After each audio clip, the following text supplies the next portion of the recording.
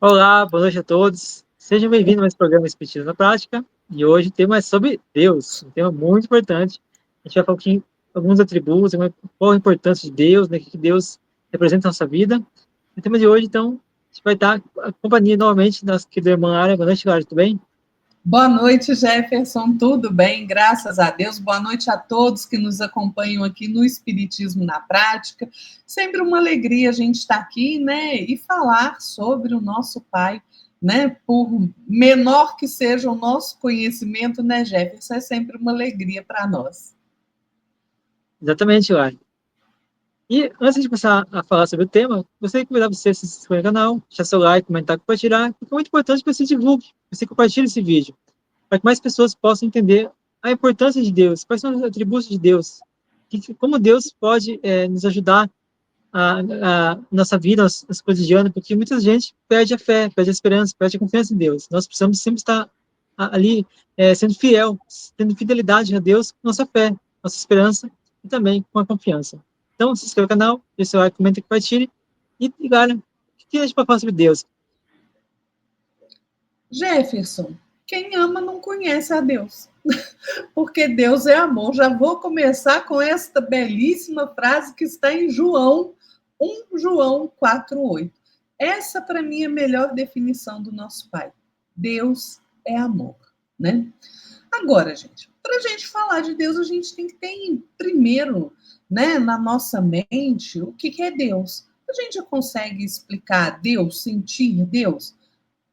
De um todo, não. Mas lá no Livro dos Espíritos, né, é a primeira pergunta feita por Kardec. O que é Deus? Ele não pergunta quem é Deus, ele pergunta o que é Deus. Qual a resposta dos espíritos? É a inteligência suprema, a causa primária de todas as coisas. Bom, então vamos compreender isso. O que é inteligência suprema? É a inteligência que governa todas as coisas, todos os mundos. E essa inteligência, ela se manifesta por leis. Leis que são sábias, profundas, amorosas, que ordenam e conservam o nosso universo e todos os universos, né? Então, veja, a ciência, gente, ela trabalha como? Ela trabalha para demonstrar as leis, a ação das leis naturais, que é uma lei suprema, que liga, que abraça, né, tudo para constituir a harmonia universal, não é? A lei de Deus, ela abarca todas as leis naturais, né? Todas as leis naturais e outras mais. Leon Denis diz uma coisa muito interessante. Ele fala assim, olha, esta lei do nosso Pai, né? É por essa lei que uma inteligência soberana revela a razão mesma das coisas, razão consciente, unidade universal, para onde convergem, ligando-se, fundindo-se todas as relações, onde todos os seres vêm a aurir a força, a luz e a vida. Ser absoluto e perfeito, fundamente imutável e fonte eterna de toda ciência, de toda verdade, de toda sabedoria e de todo amor. Gente, Leon Denis é um poeta, né? Realmente, ele é chamado de poeta do espiritismo, não sem razão, porque ele escreve belíssimamente. E o que é causa? Causa, gente, é a origem, é o motivo, é a razão, ou seja, a causa é aquilo que determina a existência de alguma coisa, de algum acontecimento. Causa a gente pode compreender como agente, ou seja, aquela pessoa que pratica uma ação, que age, que produz um efeito, né, que dá origem. Por isso é que Deus é a causa primeira, ele é a origem de tudo, né? A nossa mente, gente, ainda é um bocado pequena para a gente compreender a magnitude do nosso Pai, né? Nós não compreendemos. Tanto é, a gente não abarca a noção de infinito, né? E a gente não pode falar que Deus é infinito, porque Kardec faz essa pergunta, né? O que é o infinito? E se podemos dizer que Deus é o infinito? E a resposta dos espíritos é extremamente inteligente. Então, assim, ó, infinito é aquilo que não tem começo nem fim. É desconhecido. E dizer que Deus é o infinito é uma definição incompleta. Devido à nossa pobreza de linguagem, nós não temos como definir as coisas que estão além da nossa inteligência, né? Gente, Deus ainda é insondável para a nossa humanidade. Por quê? Porque nos falta um sentido próprio para nós vermos e compreendermos a sua essência, a sua natureza íntima. Só com a nossa evolução, quando a gente evoluir um pouco mais, é que nós vamos ter uma condição melhor de compreender o nosso Pai, né? E eu acho muito interessante, Jefferson, quando a gente recorre lá ao livro Gênesis, né, na Bíblia, que está escrito assim, gente, é muita beleza, né? E Deus disse, façamos o homem à nossa imagem e semelhança. E aí, qual que é o problema disso? Tá certo? Tá, porque nós somos a imagem e semelhança de Deus, não na personificação humana, mas como energia. Por quê? Porque quando a gente pensa em Deus, né, no nosso imaginário, como que a maioria de nós, como que compreende Deus? Um velhinho de barba branca, né, um cajado na mão ali, cheio de ira, cheio de cólera, ciumento, vingativo, cruel às vezes, né? Pronto para dar uma cajadada na cabeça de quem desobedecer a sua lei. Oh, gente, isso são características nossas, né? Não é característica de Deus. Deus é perfeição, é amor perfeito, justiça perfeita, né? Isso aí é a gente tomar, chama antropomorfismo, é a gente querer definir Deus por aquilo que nós mesmos ainda somos, né? Ou seja, você querer imaginar a divindade suprema com as mesmas feições físicas nossas e os mesmos sentimentos e paixões humanas. Isso, na verdade, é muita infantilidade, né? Kardec diz isso no livro A Gênesis. Ele fala assim, são ridículas essas imagens em que Deus é representado por um velhinho, um ancião de longas barbas, né? Envolto no manto. Gente, é a gente rebaixar o ente supremo a nossa ignorância, a nossa mesquinharia, né? Então, não é assim. O conceito da existência de Deus, ele é instintivo em nós, né? Até naquele homem mais primitivo, né? Tem um conceito que chama teísmo, que é o conceito filosófico que defende a existência de deuses, né? Ou seja, essas entidades divinas superiores que teriam sido responsáveis pela criação do universo, né? Todas as coisas, todas as coisas que existem no universo. Quando a gente pega ali a crença do Império Romano, por exemplo, né, que tinham diversos deuses, né, e outras culturas também, isso é teísmo, né? Um deus ali para cada coisa. A mitologia grega também, né? A gente tem ali vários deuses, cada um responsável ali por alguma coisa. Dentro deste conceito filosófico, teísmo, a gente pode dividir ele em monoteísmo, que é a crença em um só Deus, que é o que Jesus veio trazer para nós. Nós só temos um único Pai, um único Deus. Politeísmo, que é a crença, né, como a lá do Império Romano, vários deuses, né? Tem também, olha só que coisa interessante, uma corrente chamada enoteísmo, que você acredita em vários deuses, mas um é superior a todos, né? Então, olha, os teístas, eles são formados, então, por cristãos, que são monoteístas, né? Os hindus, que são politeístas, creem em vários deuses, né?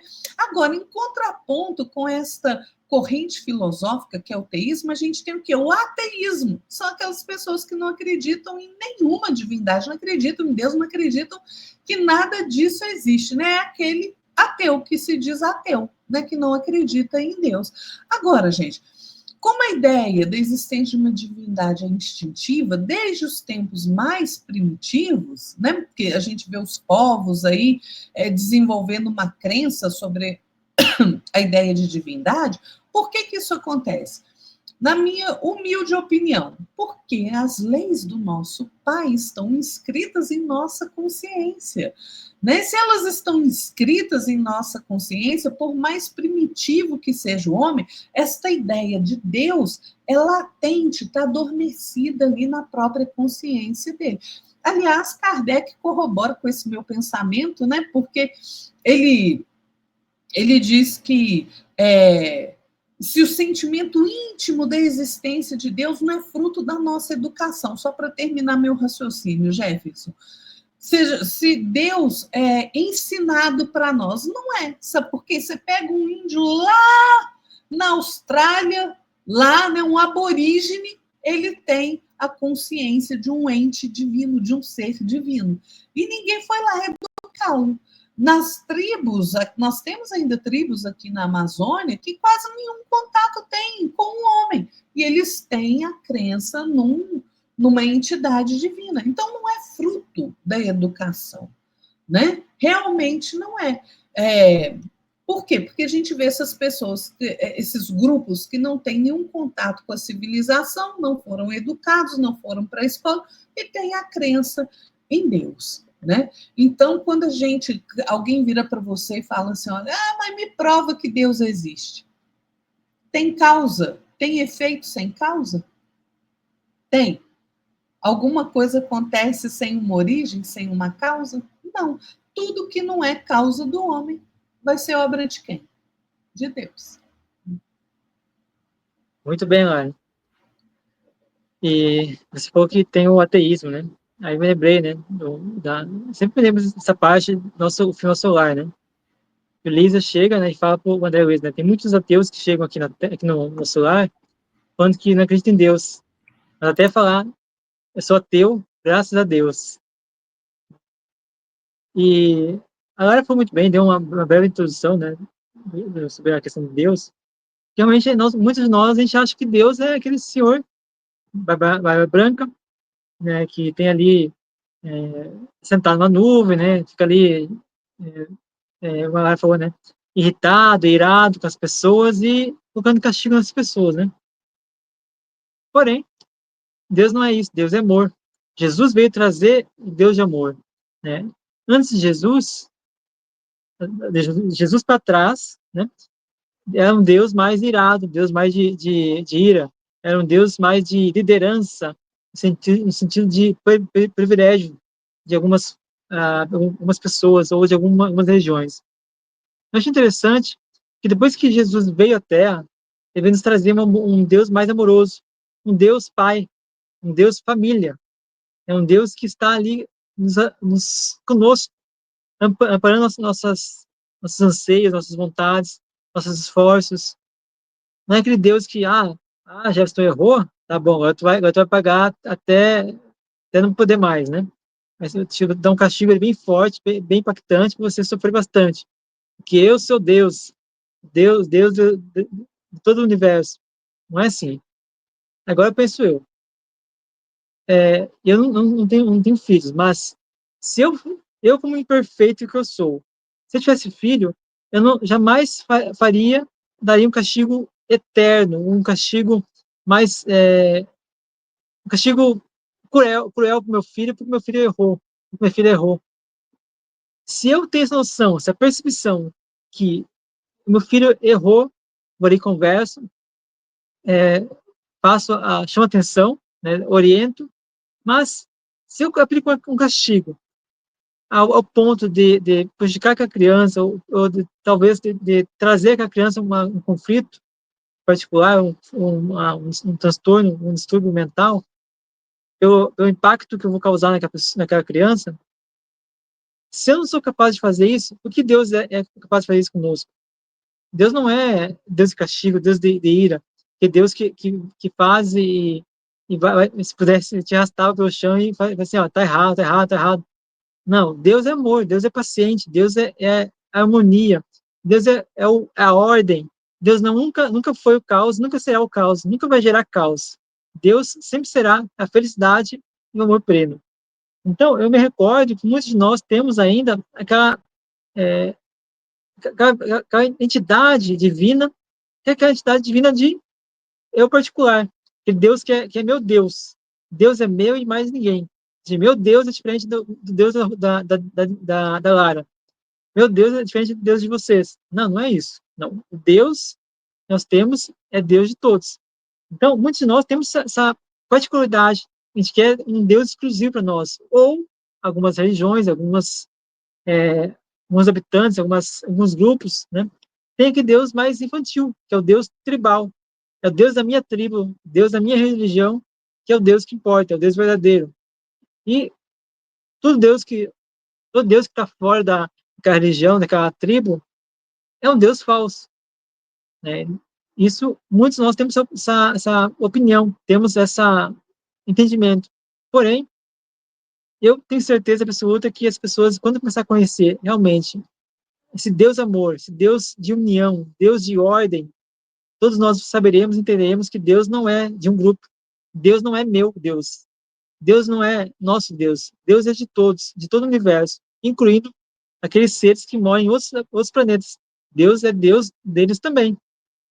Porque eu acredito que, eu presumo, né, que quando a gente tiver ali a comprovação, baixar umas naves aqui na Terra, aqui, a gente vai querer dizer que Deus é Deus da Terra, não é Deus de Júpiter, não é Deus de Saturno, não. Deus é da Terra, privilegiou a Terra, não é isso. Deus é Deus de tudo. Tudo que temos de matéria, em todos os estados da vibração, da frequência, é criado por Deus. Então, Deus não tem preferência, não é aquele Deus justiceiro, aquele Deus raivoso. Certas pessoas concedem esse privilégio de ter Deus a seu dispor. Deus não é serviçal, Deus não é um escravo nosso, para nossa vontade. Então, essa visão que Jesus nos trouxe, uma visão nova, uma visão de Deus amor, Deus família, Deus que está em nós, está na nossa consciência, que está ali vibrando, está ali nos concedendo todos os atributos, todas as oportunidades para a gente poder, então, evoluir, poder aprender, poder ensinar, poder compartilhar aquilo que a gente está aprendendo. Então, Deus jamais vai ser um Deus de justiça humana, vai ser um Deus humano. Não, Deus não é humano. Deus não julga seu filho. Deus ama seu filho. Então, aquele Deus do Velho Testamento, que muitos de nós temos aí, que mandava matar crianças, matar homens, matar mulheres, idosos, inclusive tem umas partes da Bíblia Antiga, do Velho Testamento, que Deus fala ali para matar, exterminar, se não me engano, os filisteus, exterminar toda aquela raça para poder o seu povo escolhido, né, ali habitar aquela região. E a carnificina foi muito grande, né? Deus jamais iria mandar alguém decepar a cabeça das pessoas, ou estuprar as mulheres, ou fazer as crianças escravos, os velhos, ou matar os velhos. Esse não é o Deus. Esse é o homem que utiliza a figura ou a entidade divina que ele crê que é Deus, mas não é Deus. É a própria vontade do homem, a própria expressão humana, da maldade humana. Então, Deus ama o seu filho, ele nos concede as virtudes, nos concede os valores, nos ensina os valores, nos concede as oportunidades de a gente poder reparar e aprender aquilo que a gente está vivendo no dia a dia. Então, jamais podemos ter esse entendimento de que Deus é alguém justiceiro, alguém raivoso, alguém mau. Que Deus não criou uma maldade. O homem sim criou a maldade, Deus só criou a bondade. Então, para terminar aqui, se Deus fosse mau, ou se Deus fosse raivoso, ou se Deus tivesse criado mal, ou se Deus fosse aquele Deus tribal, que só privilegia a mim mesmo ou a minha tribo, então Deus não nos daria o esquecimento dos erros passados, porque senão a gente estaria bem complicado, porque se a gente foi errado nas vezes passadas, estaria sofrendo bastante. E a gente percebe, né, Jefferson, que o entendimento de Deus, ele vem evoluindo, né, conforme nós mesmos vamos evoluindo na nossa capacidade intelectual, na nossa capacidade moral, né? Vocês vejam, Aristóteles, lá por volta de 350 a.C., já discutia a questão de Deus, né, que é uma questão de física, metafísica, quando ele propõe um termo interessante, né? Ele propõe que a causa primeira é um motor imóvel.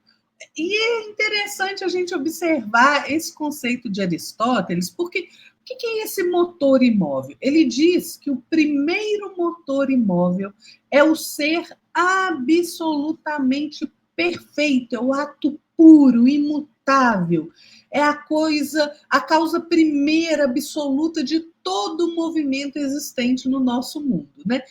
E por que ele é imóvel? Não é porque ele não é capaz de agir, mas é porque ele não recebe qualquer mudança em seu ser, como nós recebemos, né? Esse é o sentido de imóvel empregado na metafísica, né? Metafísica é aquele conceito de além da física, aquilo que a física não explica, é a metafísica, né?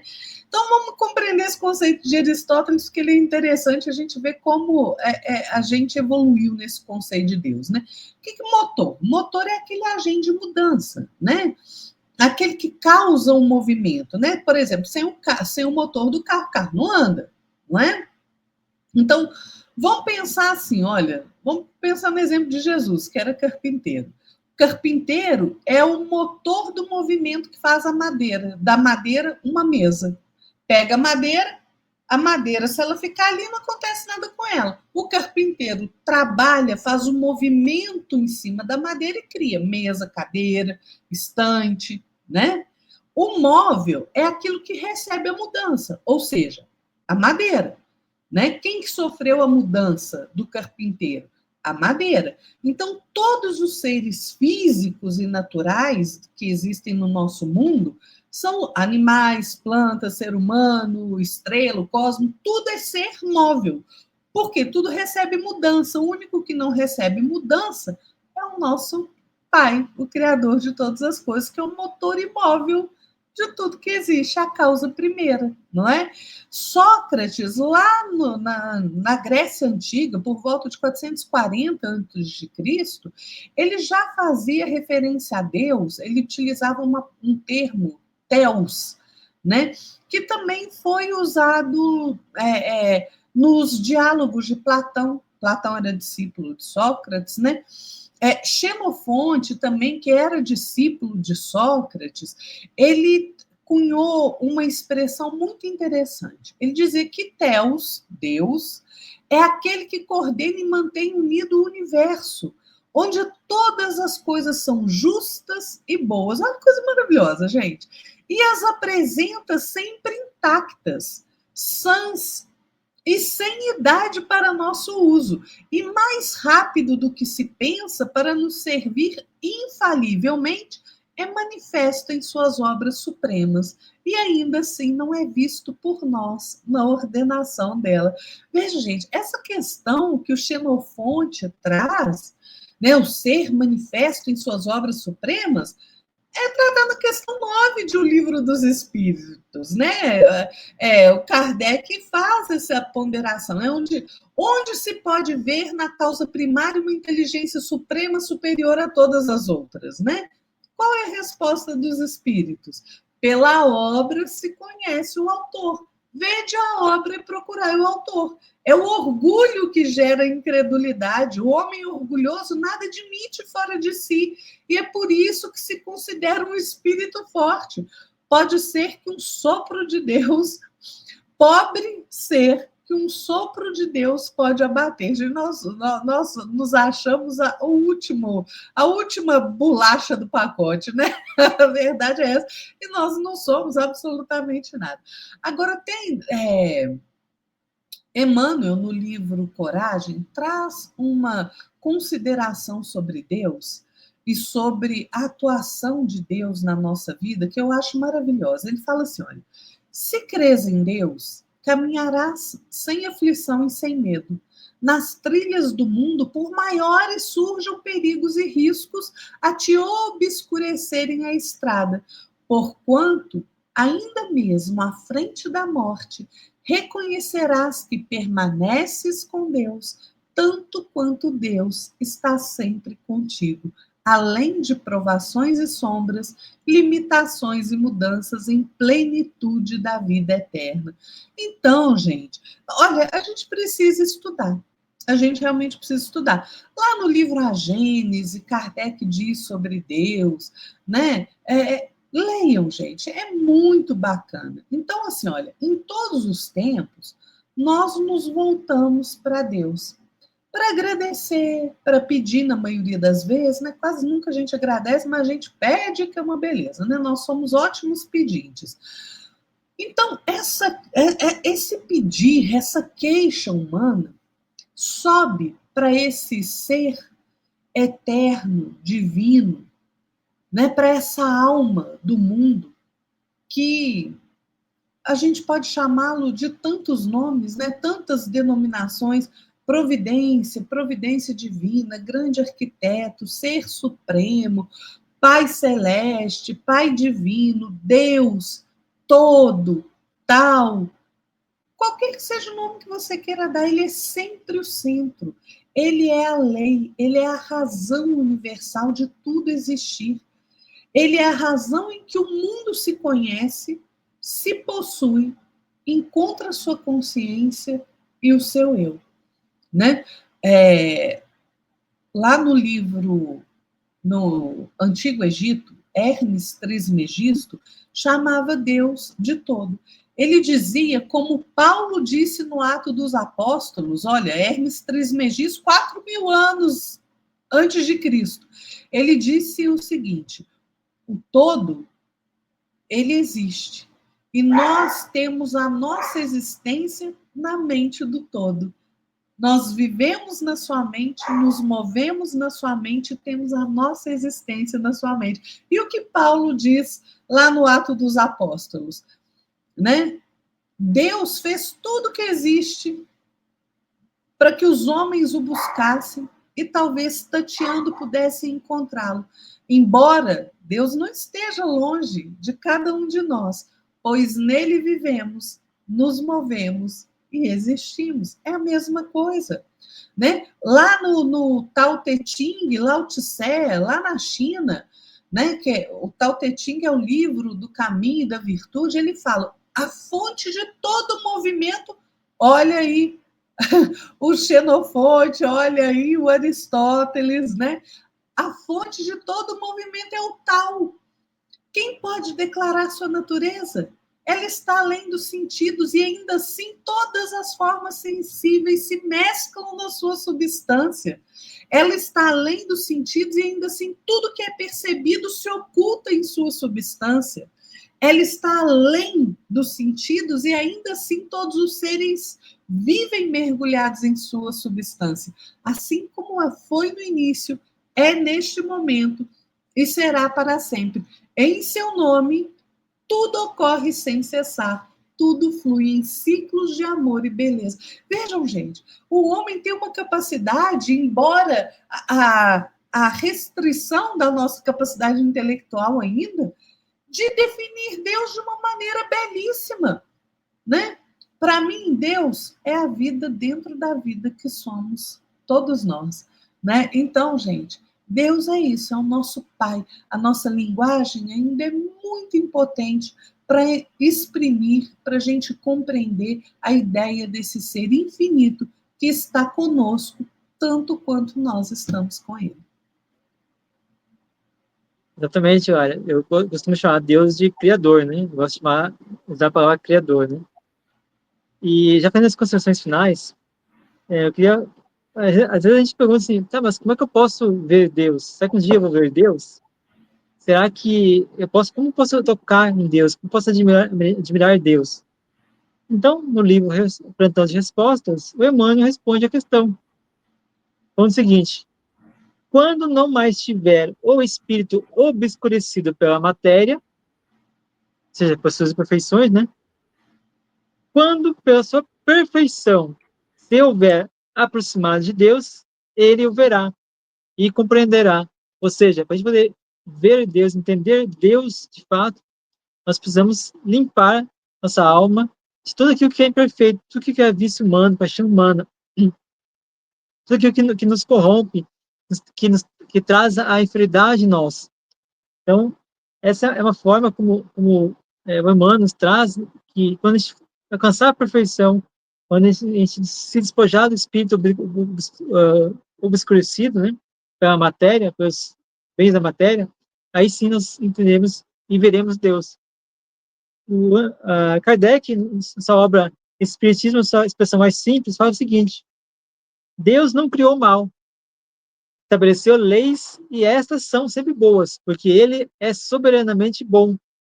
Aquele que as observasse fielmente seria perfeitamente feliz, mas, dotado do livre-arbítrio, os espíritos nem sempre as observam, sendo o mal o resultado de sua desobediência.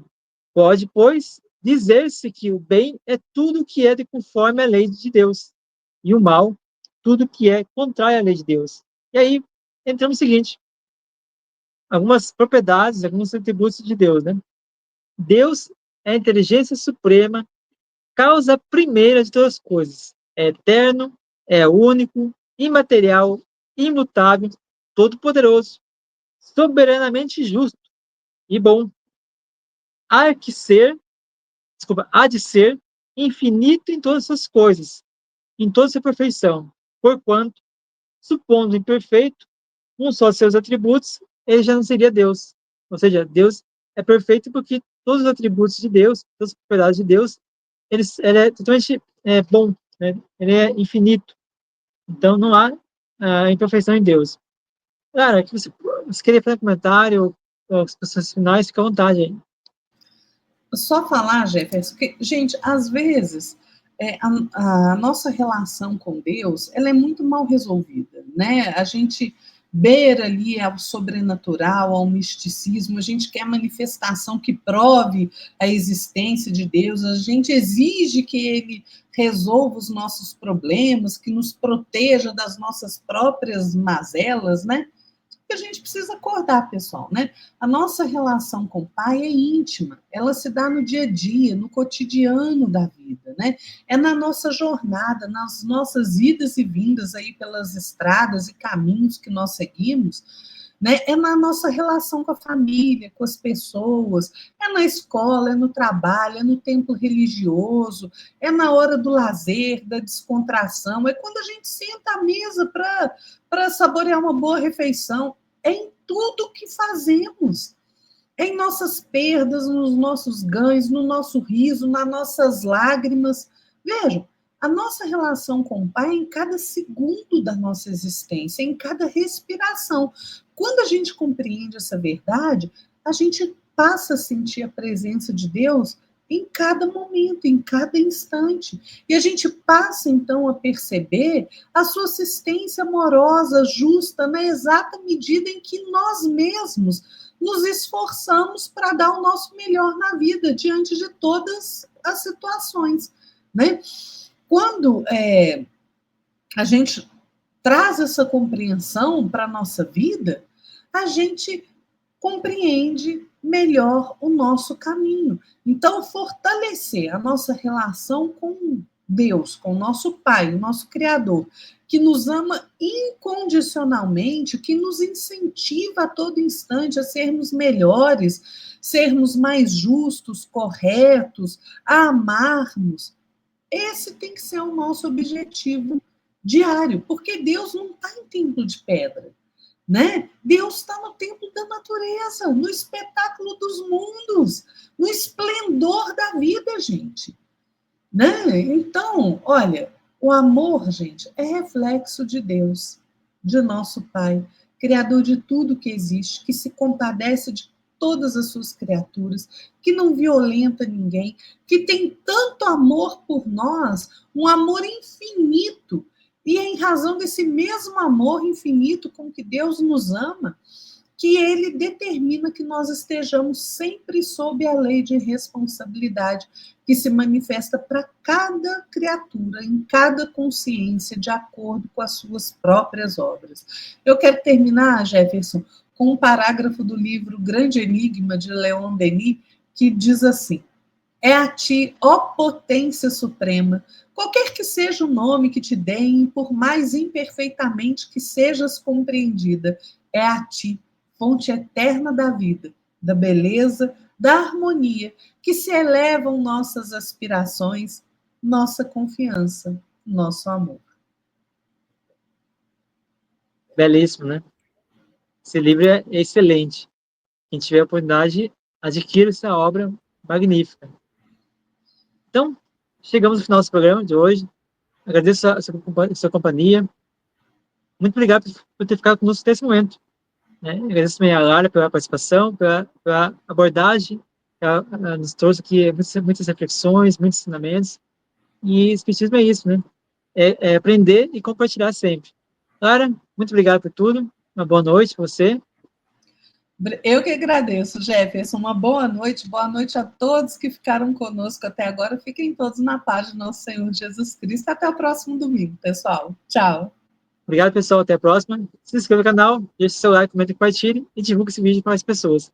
Meu site, o site da Lara estão aqui embaixo, nossos nomes aqui. Se você acessar lá, tem muito material, muitos artigos interessantes para você poder aprender e compartilhar também. Até a próxima. Boa semana. Tchau, tchau.